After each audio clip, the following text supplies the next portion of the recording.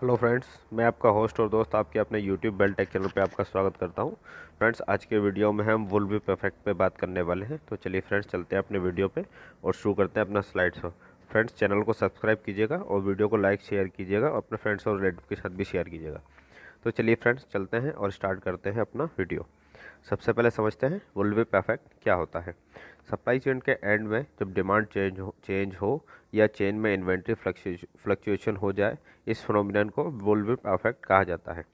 Bull whip effect को forester effect भी कहा जाता है, क्योंकि बुल विप इफेक्ट का इन्वेंशन जे फॉरेस्टर ने किया था। कस्टमर और रिटेलर एंड पर स्लाइड वेरिएशन भी चेन में ग्रेट डिस्क्रिपेंसीज क्रिएट करते हैं, जिससे कि चेन में या तो इन्वेंट्री या नॉट इनफ सप्लाई क्रिएट हो जाती है।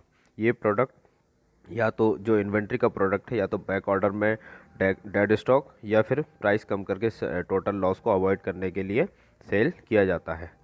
चलिए फ्रेंड्स, अब देखते हैं बुलविप इफेक्ट का इन्वेंशन। बुलविप इफेक्ट को जे फॉरेस्टर ने 1960s में इन्वेंट किया था। फॉरेस्टर अमेरिकन कंप्यूटर इंजीनियर और सिस्टम एनालिस्ट थे। फॉरेस्टर को मैग्नेटिक कोर कंप्यूटर मेमोरी के लिए जाना जाता था। फॉरेस्टर 1956 में एमआईटी में लेक्चर थे और 1961 में उन्होंने सप्लाई चेन मैनेजमेंट कंसेप्ट पर प्रेजेंटिंग स्टार्ट की थी। सप्लाई चेन में डिमांड फ्लक्चुएशन को उन्होंने बुलविप इफेक्ट का नाम दिया था। चलिए अब इसको एक एग्जांपल से समझते हैं बुलविप इफेक्ट को। सपोज़ किसी कस्टमर को कोई पर्टिकुलर प्रोडक्ट की 4 यूनिट चाहिए। रिटेलर ने डिस्ट्रीब्यूटर से 8 यूनिट्स की डिमांड की। रिटेलर ने अपने डिस्ट्रीब्यूटर से 4 यूनिट्स की बफर स्टॉक की डिमांड की, ताकि उसके पास मटेरियल ख़त्म ना हो जाए। डिस्ट्रीब्यूटर ने उसके आगे 15 यूनिट्स की डिमांड की। देखिए यहाँ पे कस्टमर को सिर्फ 4 चाहिए थी, 4 यूनिट्स चाहिए थी, और डिस्ट्रीब्यूटर ने 15 यूनिट्स की डिमांड की। उसके आगे मैन्युफैक्चर तक वो डिमांड 25 यूनिट्स तक चली गई। अब यहाँ पर कस्टमर की डिमांड तो सिर्फ 4 यूनिट्स की थी, लेकिन फैक्ट्री या मैन्युफैक्चर ने 25 यूनिट्स मैन्युफैक्चर की। यही जो डिमांड एंड सप्लाई का है, उसी को बुलविप इफेक्ट कहा जाता है। चलिए यहाँ पे इसको स्कीमेटिक डायग्राम से भी समझते हैं। जैसे कस्टमर को 4 यूनिट्स चाहिए थी, रिटेलर को 8 यूनिट्स, डिस्ट्रीब्यूटर ने उसको 15 यूनिट्स किया, और मैन्युफैक्चर ने फिर उसको 25 यूनिट्स से मैन्युफैक्चर किया। यहाँ पे दिख रहा है क्लियर, कस्टमर को 4 ही यूनिट्स चाहिए थी, लेकिन मैन्युफैक्चरिंग 25 यूनिट्स का हुआ। ये जो गैप है, इसी को बुलविप इफेक्ट कहा जाता है। चलिए फ्रेंड्स, अब कॉसेस ऑफ बुलविप इफेक्ट समझते हैं क्या क्या है। Issue with the lead time, lack of communication, incorrect demand forecast, too many discount and promotion and return policies. ये बुलविप इफेक्ट के कुछ पॉइंट्स हैं। चलिए अब इनको एक एक करके ब्रीफ करते हैं। सबसे पहले समझते हैं issues with the lead time. Inventory control और कस्टमर डिमांड को मीट करने के लिए लीड टाइम एक इम्पॉर्टेंट एस्पेक्ट है। लीड टाइम कैलकुलेशन पर प्लानिंग से ऑर्डर को फुलफिल और लॉसेस को अवॉइड किया जा सकता है।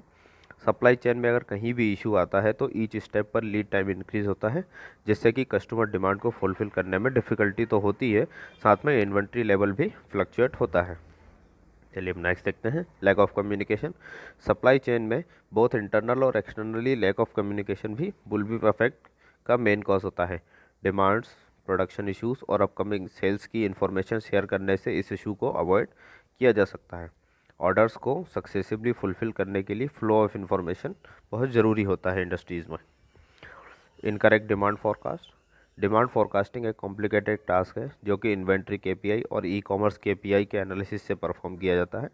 किसी भी तरह की मिस्टेक से इनएक्यूरेट फोरकास्टिंग हो जाती है, जिससे कि या तो कस्टमर की डिमांड फुलफिल नहीं हो पाती या फिर लॉट्स ऑफ इन्वेंट्री होती है। बहुत से एक्सटर्नल अफेयर से भी फोरकास्ट इनएक्यूरेट हो जाती है। इसके लिए रेगुलर बेसिस पे इन्वेंट्री ऑडिट और फोरकास्ट को अपडेट करते रहना ज़रूरी होता है। चलिए अब देखते हैं, too many discounts and promotions. Too many discounts और ओवर यूजिंग डिस्काउंट्स भी बुलविप का एक मेन कॉज होता है। इससे लार्ज डिमांड ट्रेंड डिसरप्ट होती है, जिससे फोरकास्टिंग में प्रॉब्लम होती है। सप्लायर्स हाई रेट पर ऑर्डर्स फुलफिल करते हैं, लेकिन ये तब प्रॉब्लम करता है जब सेल्स एंड हो जाती है और सीजनल ट्रेंड रिटर्न आ जाता है। और उस टाइम पे या तो इनफ सप्लाई नहीं होती है ऑर्डर्स फुलफिल करने के लिए कंपनीज के पास। चलिए फ्रेंड्स, हम नेक्स्ट देखते हैं, जो कि है रिटर्न पॉलिसी। बहुत सी कंपनीज की पॉलिसी होती है कि वो बिना किसी भी कॉस्ट के बिना किसी चार्ज के प्रोडक्ट को रिटर्न कर लेती हैं। इससे सप्लायर्स वास्ट क्वांटिटी में प्रोडक्ट तो सेल करते हैं, लेकिन जब वो प्रोडक्ट कंपनी में रिटर्न पॉलिसी के अकॉर्डिंगली आता है चेंज होने के लिए या किसी डिफेक्ट के थ्रू, तब सप्लाई चेन में डिस्टर्ब होता है और इन्वेंट्री लेवल बढ़ जाता है। चलिए फ्रेंड्स, अब देखते हैं बुलविप इफेक्ट को कैसे मिनिमाइज़ करना है।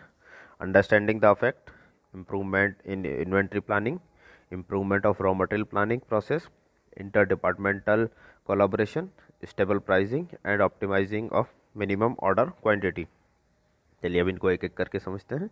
Understanding the affect, bullwhip affect को रिड्यूस करने का फर्स्ट स्टेप है सबसे पहले इस अफेक्ट की प्रेजेंस को रिकॉग्नाइज करना, इसके बाद ही इसे रिड्यूस किया जा सकता है। कई कंपनीज तो इस अफेक्ट को रिकॉग्नाइज भी नहीं कर पाती हैं। डिटेल्ड एनालिसिस के बाद आइडल और एक्सेस इन्वेंट्री निकल के सामने आती है। एनालिसिस के बाद ही डेड स्टॉक का रीज़न पता चलता है और फिर करेक्टिव एक्शन लिया जाता है ताकि इन फ्यूचर बुलविप अफेक्ट को अवॉइड किया जा सके। नेक्स्ट देखते हैं improvement in inventory planning. Inventory planning से पहले काफ़ी सारे फैक्टर्स कंसिडर किए जाते हैं, जैसे कि seasonal demand, new product launch, historical trend, customer expectations और ओल्ड प्रोडक्ट्स की डिसकंटिन्यूटी। मैक्सिमम और मिनिमम स्टॉक की अवेलेबिलिटी को इन सारे फैक्टर से डिटरमाइन किया जा सकता है, जो कि रेगुलर बेसिस पर रिव्यू किए जाते हैं। लाइंग इन्वेंट्री और डेड स्टॉक इन्वेंट्री कंपनीज और सेलर के लिए डेड इन्वेस्टमेंट होता है। चलिए improvement of raw material planning process. आजकल ये ट्रेंड देखा जाता है कि परचेस मैनेजर्स एडवांस में ही ऑर्डर्स फ्लोट कर देते हैं ताकि प्रोडक्शन हर्डल्स को अवॉइड किया जा सके। Production plan directly raw material planning से लिंक होता है और ये पहले ही रिलीज कर देते हैं ताकि परचेसिंग के लिए सफिशिएंट टाइम मिल सके। डिस्ट्रीब्यूटर और रॉ मटेरियल मैनेजमेंट में अच्छा कम्युनिकेशन होना चाहिए ताकि कोई भी ऑर्डर प्लेस हो या इन्वेंट्री मैनेजमेंट में कोई भी डिस्क्रिपेंसी ना हो। Inter departmental collaboration, purchase, production और सेल्स डिपार्टमेंट में क्लियर और रेगुलर कम्युनिकेशन होना चाहिए।